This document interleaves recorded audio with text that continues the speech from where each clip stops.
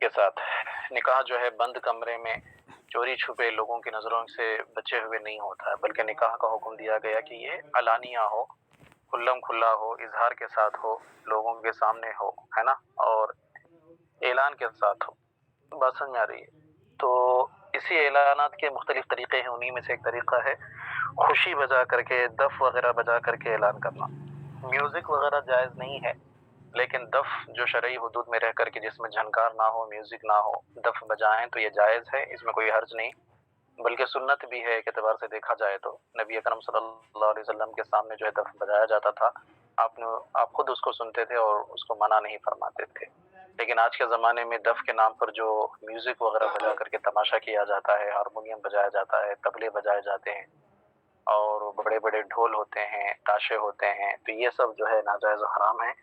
یہ جو ہے میوزک ہو جاتی ہے، دف نہیں ہوتا، ٹھیک ہے؟ تو یہ مزمار میں آ جاتا ہے، اور مزمار کو شیاطین کا کھلونا کہا گیا ہے، بعض میں میری مزمار شیاطین اس کو کہا جاتا ہے، تو وہ جائز نہیں ہوگا، ہے نا؟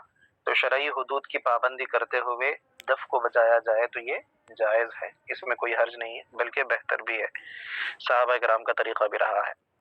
کہتے یہ باب ہے نکاح اور ولیمہ میں خوشی کے موقعوں پر دف بجانے کے بیان میں۔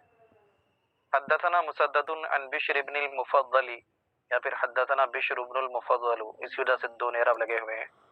قال حدثنا خالد بن ذکوان قال قالت الربیع بنت معوذ ابن عفراء جاء النبی صلی اللہ علیہ وسلم فدخل حين بني علی فجلس على فراشك مجلسك منی۔ ہم سے حدیث بیان کی مسدد نے، وہ روایت کرتے ہیں بشر ابن مفضل سے، وہ کہتے ہیں ہم سے حدیث بیان کی خالد ابن ذکوان نے، وہ کہتے ہیں کہ ربیع بنت معوذ بن عفرا، حضرت معوذ بن عفرا جو ہے ایک مشہور صحابی ہیں، انہی کی بیٹی ہیں حضرت ربیع بنت معوذ، ہے نا؟ تو کہتے ہیں کہ حضرت ربیع بنت معوذ بن عفرا رضی اللہ تعالی عنہا نے فرمایا، کہتے ہیں کہ جاء النبی صلی اللہ علیہ وسلم، نبی اکرم صلی اللہ علیہ وسلم تشریف لائے، فدخل حین بنی علی، تو جس وقت میری رخصتی ہوئی اس وقت نبی اکرم صلی اللہ علیہ وسلم ہمارے کمرے میں داخل ہوئے، ہمارے گھر میں داخل ہوئے۔ فجلس علی فراشی، تو وہ میرے بستر پر بیٹھے، کب مجلس کا منی، جیسے کہ تم میرے پاس بیٹھے ہوئے ہو۔ یہ جن کو حدیث بیان کر رہے ہیں ان کو کہہ رہے ہیں کہ جس طرح سے تم قریب بیٹھے ہوئے ہو اسی طرح سے نبی اکرم صلی اللہ علیہ وسلم بیٹھے ہوئے تھے۔ اصل میں رخصتی کا معاملہ تھا، نکاح پہلے ہو گیا تھا، رخصتی جب ہوئی تو رخصتی کے وقت جو ہے محفل سجائی گئی تھی، ہے نا، اور اس وقت جو ہے محفل میں نبی اکرم صلی اللہ علیہ وسلم بھی تشریف لائے تھے، اور نبی اکرم صلی اللہ علیہ وسلم کے لیے مسند سجایا گیا تھا تو وہ تشریف فرما ہوئے۔ کہتے ہیں فجعلت جویریات لنا یضربن بالدف ویندبن من قتل من آبائی یوم بدر، کہتے ہیں تو کچھ ہماری چھوٹی چھوٹی بچیاں تھیں، جویریات، جاریتن کی تصغیر ہے جویریتن، اور اسی کی جمع ہے جویریاتن، چھوٹی بچیوں کے معنی میں۔ کہتے ہیں ہماری کچھ چھوٹی چھوٹی بچیاں تھیں، ہے نا، کم سن بچیاں، یضربن بالدفی، جو دف بجا رہی تھی، ویندبنا، اور گیت گا رہی تھی۔ یندب، ندبہ یندبو کا معنی ہوتا ہے بیٹا نوحہ کرنا، نوحہ کرنا مطلب جو شہید ہو جاتے ہیں ان کے فضائل اور مناقب کو بیان کرنا، ہے نا، نوحہ سے مراد وہ رونا دھونا پیٹنا نہیں۔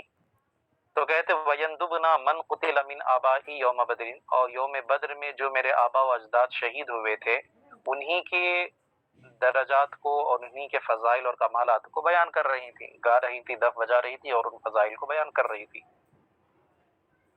کہتے ہیں کہ ہماری کچھ چھوٹی چھوٹی بچیاں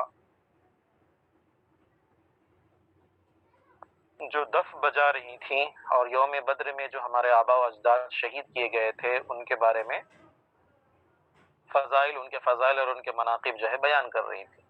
اذ قالت احداہن، اچانک ان میں سے ایک بچی نے یہ کہا، اسی درمیان جو گیت گا رہی تھی اسی درمیان میں ایک بچی نے کہا، وفینا نبی یعلم ما فی غد، اور ہم میں ایک ایسے نبی ہیں جو جانتے ہیں ان چیزوں کو ما فی غد، جو کل ہونے والا ہے، اور ہم میں ایک ایسے نبی ہیں جو کل ہونے والی باتوں کو جانتے ہیں۔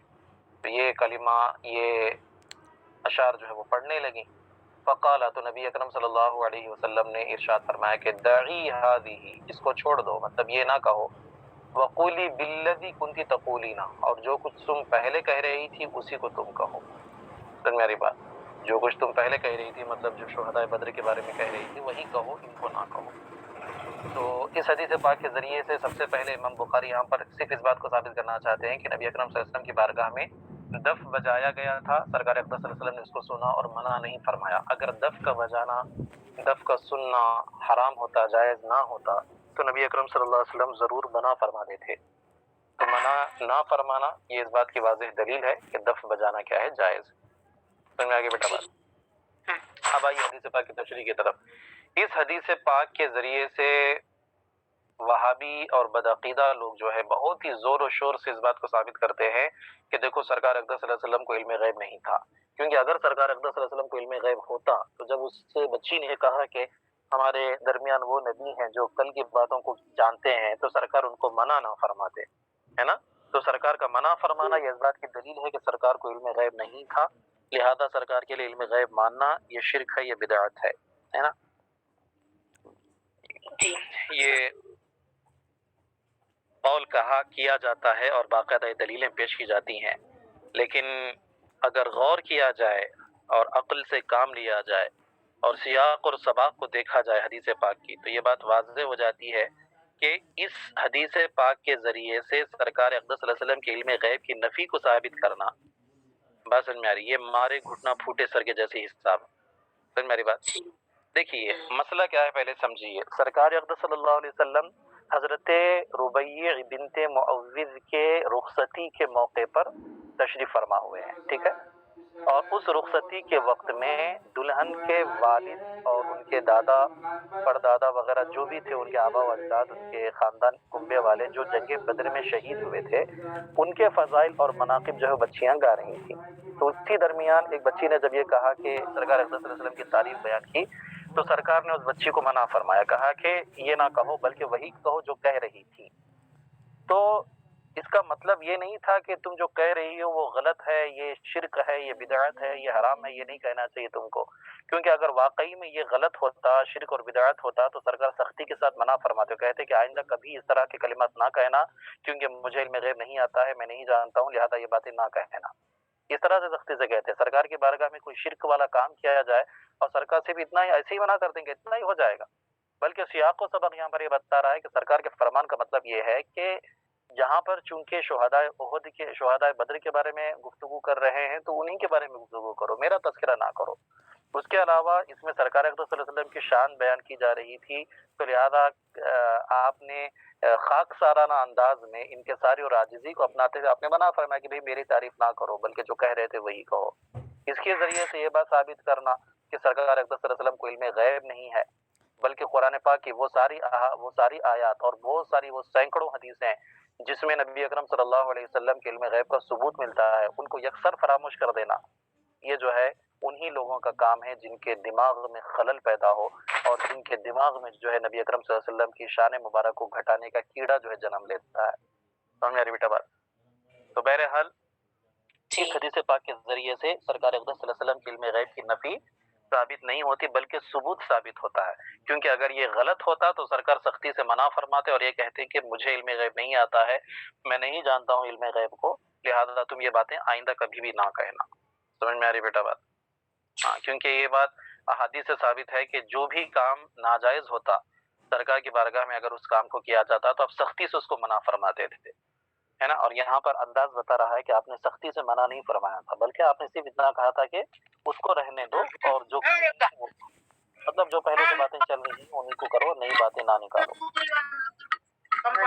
بات سمجھ میں آگے جی آپا جان لوگ؟